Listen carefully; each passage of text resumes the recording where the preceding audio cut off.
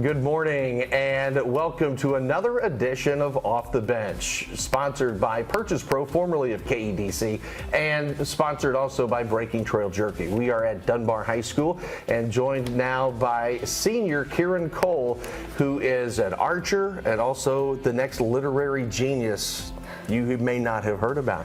So Kiran, tell me quickly though about archery. Why and how did you get involved in all of that? Yeah, I started in third grade, or I first got introduced in third grade at 4-H camp. My third grade class went down and we tried a whole bunch of activities, fishing, and one of them was archery. And I really took to it instantly.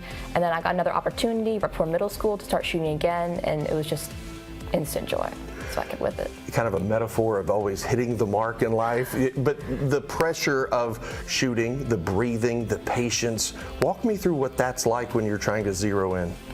It's definitely a battle. Archery is, as I've learned, basically a whole mental game. So learning patience and just trusting yourself and knowing that you have to do every single thing, check every single mark to get that arrow right where you want it to be is definitely a challenge, but it's something that I've definitely learned how to do. How far back are we talking about when you're zeroing in? Obviously there are different distances. What's your farthest distance that you've hit the bullseye?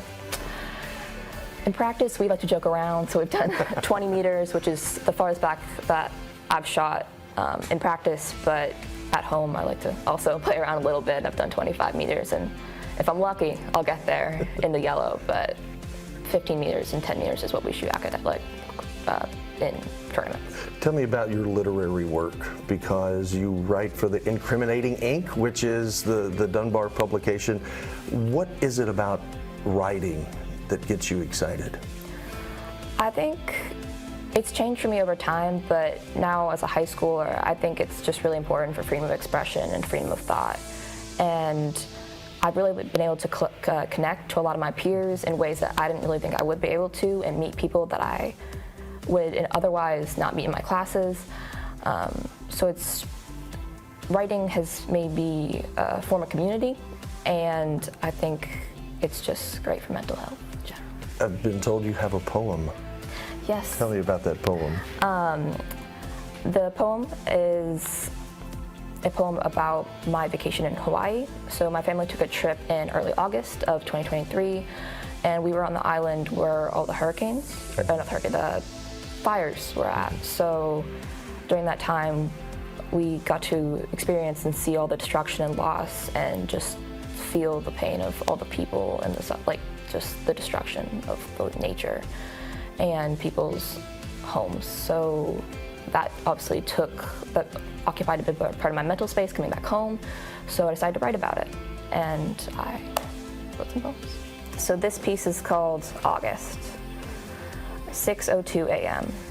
Jasmine, Plumeria, Protea, in hushed hymnal conversations worship the blue sky and gentle sun. I spend evenings eavesdropping on flora as I watch summer grow restless. 1:14 p.m. Jasmine, Protea. The flowers no longer sing or dance hula, their muse muted in gray. I cannot recall when we started to breathe anguish. Maui stank as soot swallowed sea salt. I hope more than phoenixes bloom from ash. All right.